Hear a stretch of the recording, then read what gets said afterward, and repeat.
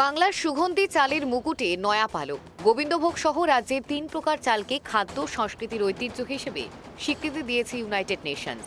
এই তালিকায় স্থান পেয়েছে বাংলার সুপরিচিত সুগন্ধি চাল গোবিন্দভোগ, তুলাইপাঞ্জি এবং কনকচুর।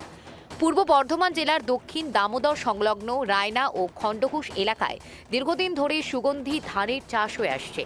আন্তর্জাতিক মঞ্চে সম্মান লাভে স্বাভাবিকভাবেই উচ্ছ্বসিত ওই এলাকার কয়েক হাজার কৃষক ও রাইস মিল মালিকরা।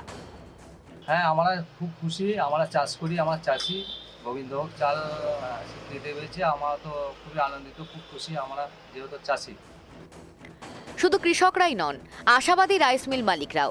বর্তমানে প্রতি বছর প্রায় 25 থেকে 30 হাজার মেট্রিক টন গোবিন্দভোগ চাল বিদেশে রপ্তানি হয়।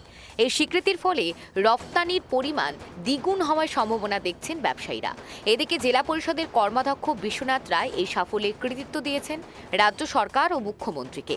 তার মতে মুখ্যমন্ত্রীর ঐকান্তিক প্রচেষ্টাতেই বাংলার ঐতিহ্য আর বিশ্বমঞ্চে সমাদৃত।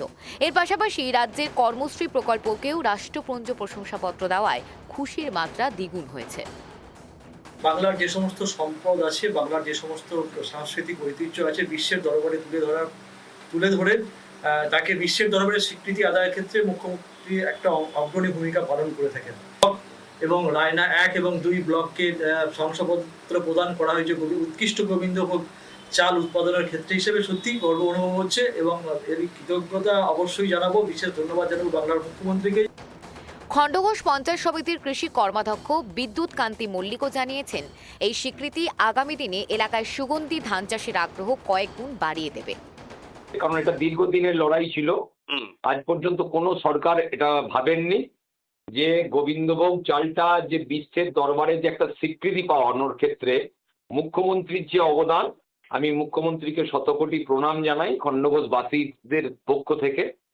কারণ আজকে দেখুন তুলাইপঞ্জি চাল, তার যেমন একটা কদর আছে, তেমনি গোবিন্দভোগ চালের যে বিশ্বের বাজারে কদর আছে, এটা আজকে সারা ভারতবর্ষ জানতে পারলো। সব মিলিয়ে রাষ্ট্রপুঞ্জের এই স্বীকৃতি কেবল সম্মান নয়, বরং বাংলার গ্রামীণ অর্থনীতিতে এক নতুন দিগন্ত খুলে দিক। পূর্ব বর্ধমান থেকে কল্যাণ দত্তের রিপোর্ট, KTV বাংলা।